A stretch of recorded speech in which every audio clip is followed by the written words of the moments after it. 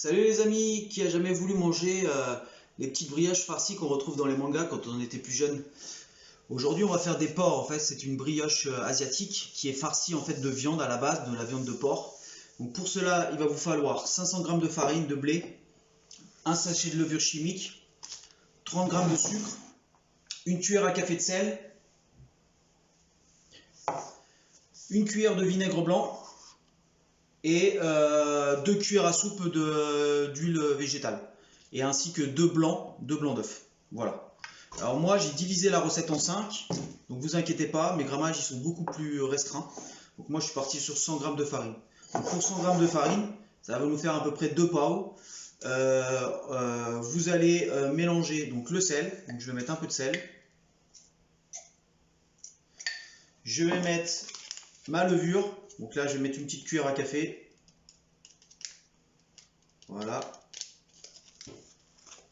Je vais rajouter une cuillère à soupe de sucre. Et en attendant, je vais faire chauffer mon lait. Mon lait, il doit être légèrement tiède. Ok. Donc là, le sucre, le lait, et il me manque plus que mon huile, une bonne cuillère d'huile, et une cuillère de vinaigre. Voilà. Quand votre lait est tiède, vous le rajoutez à l'intérieur. Et la recette est presque terminée. Donc dans un premier temps, on va mélanger tous ces ingrédients-là. Et dans un deuxième temps, quand la pâte sera bien mélangée et bien lisse, on rajoutera le blanc d'œuf, qui justement va donner cette texture à la pâte. Alors, deuxième chose, ce qui donne la texture à la pâte, donc une texture un petit peu lisse en bouche, ce qu'on retrouve rarement en France, c'est essentiellement aussi le fait que vous rajoutiez de l'eau tiède, du lait tiède, pardon.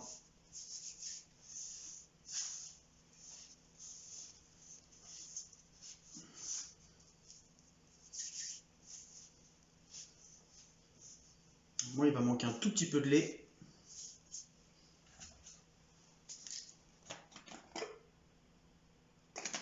Voilà.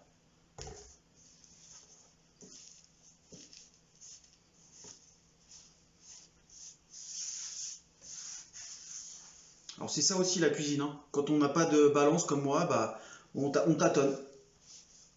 Et c'est ça qui fait la richesse de ce métier, c'est que vous pouvez toujours rattraper votre fabrication. Alors quand votre pâte elle est faite, que vous arrivez à avoir une pâte homogène, vous allez rajouter votre blanc d'œuf. Le blanc d'œuf, je vais remettre ma pâte dedans. Hop, je récupère mes miettes que j'ai pas pu mettre dedans. Et je vais mettre mon blanc d'œuf.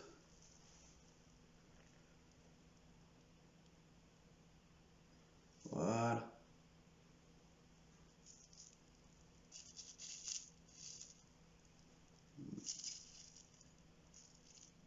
Voilà.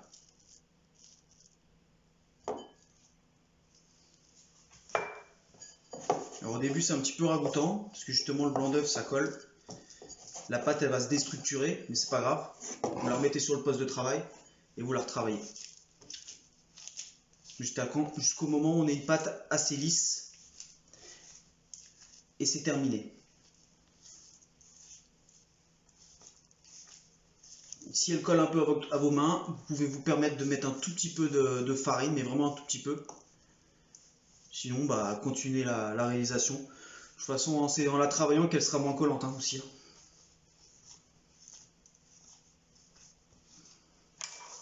Là, ma pâte est terminée. Je vais la mettre dans une assiette, filmée,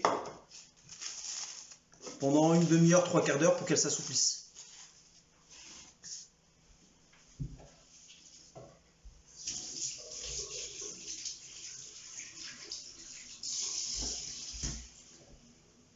Je vais donner juste un petit coup sur mon poste. Et c'est terminé. Donc la pâte, pendant qu'elle repose, du coup on peut faire une farce.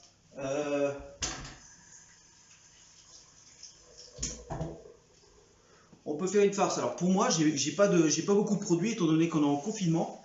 La base de la pâte de la farce en général, c'est du porc. Donc du porc haché très fin dans lequel on va rajouter 2 cuillères de sauce soja. Vous allez pouvoir rajouter du gingembre, de l'ail, de la ciboule, enfin voilà, tout ce que vous avez envie de mettre qui peut donner du goût, de la coriandre hachée, du persil haché, des champignons aussi qui sont sautés. Et en général, on rajoute une cuillère à café de manioc, de poudre de manioc. Si vous n'en avez pas, vous pouvez mettre de la poudre de maïzena. C'est ce qui va vous donner aussi de la tendreté, qui va attendrir votre viande.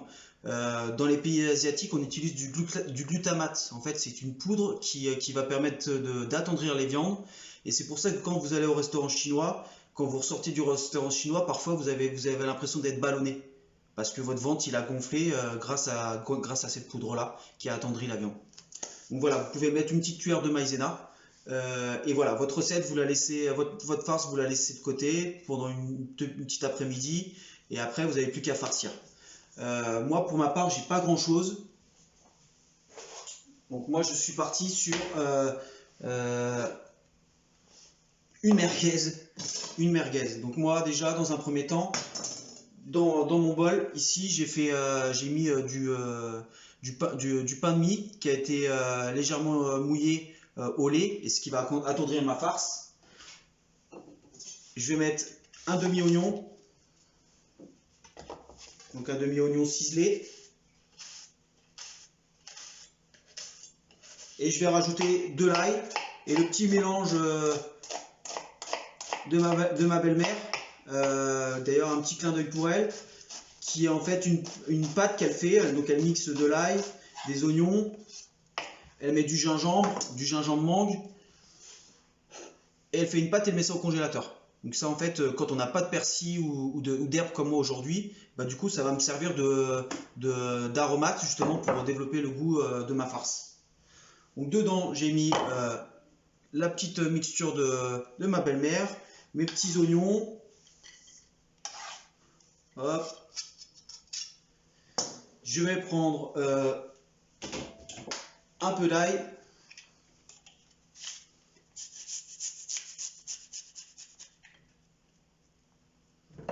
Enfin, un peu d'ail, hein. Plus il y a d'ail, mieux c'est. Hein, c'est bon pour le cœur.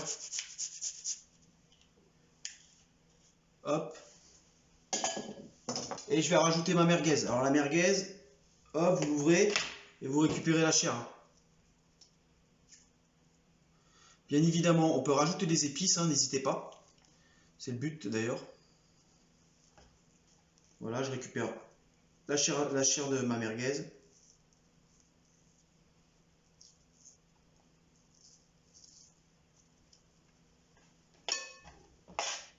Et comme ça, je vais pouvoir farcir mes pao. Ça, vous pouvez la réhacher. Plus c'est fin, mieux c'est en bouche. Si vous avez du glutamate, vous en mettez. Mais bon, là, le pain de mie, ça fonctionne bien. Ça attendrait bien la chair. Vous mettez ça dedans. Un œuf. Alors déjà, un œuf. Bah, le jaune d'œuf qu'on avait utilisé, qu'on n'a pas utilisé sur notre recette. Et moi, j'ai fait sauter des trompettes de la mort que je vais rajouter dedans, qui vont donner du goût en fait à ma farce. Ça, je fais mélange, sel, poivre, et il n'y a plus qu'à farcir derrière.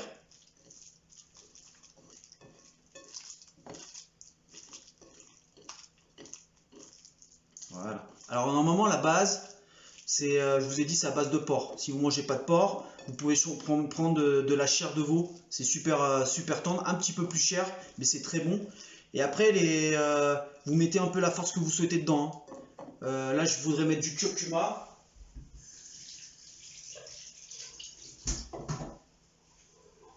Là, j'ai ma farce. Je vais mettre un peu de curcuma.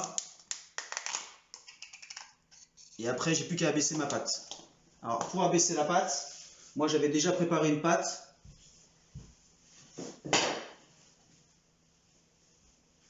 Voilà la pâte. Je vais l'étaler.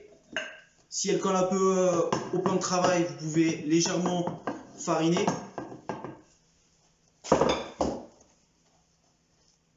légèrement fariné, vous faites un petit cercle de 10 cm et vous mettez votre farce à l'intérieur. Alors pas trop de farce non plus. Voilà, je mélange le curcuma. Donc là j'ai mis merguez, trompette de la mort, un peu de pain de mie qui a été mouillé dans le lait, oignon, ail, mixture gingembre, ail de ma belle-mère. Et du coup là vous avez juste à rebouler tout ça à l'intérieur, remplissez pas trop.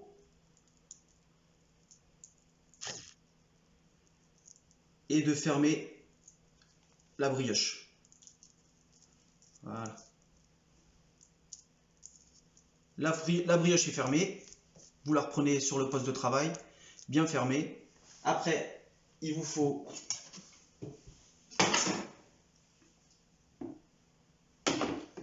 une casserole d'eau chaude si vous n'avez pas de machine spécifique. Une casserole d'eau chaude. Un couvercle à trous, vous faites chauffer votre eau, un morceau de papier film, papier sulfurisé que vous allez mettre au fond, alors pas trop gros, histoire que la vapeur elle puisse sortir. Vous allumez, vous mettez un petit peu d'huile pour pas que ça colle, et vous mettez ça dessus, un couvercle, et pendant 20 minutes, après vous allez avoir des bonnes brioches qu'on peut tout de suite manger. Alors ce qui est important aussi à savoir, c'est qu'après vous faites à ce que vous voulez. Vous pouvez faire un curry d'agneau, la farcir de curry d'agneau. Vous pouvez faire une sarsive. Le sarsive, c'est de la viande de porc qui est laquée avec du sucre et du soja, et après qui est mariné pendant une nuit, et après qui est mis au four pendant le temps de cuisson, pas trop fort, et on laque avec le sauce soja. C'est super bon. Les Chinois, ils mettent essentiellement du porc, aussi du porc caramélisé. Pourquoi pas du kebab. Après, c'est à vous de faire évoluer votre créativité. Voilà, ça c'était pour les pauvres. Je vous souhaite un bon appétit et bonne journée. À bientôt.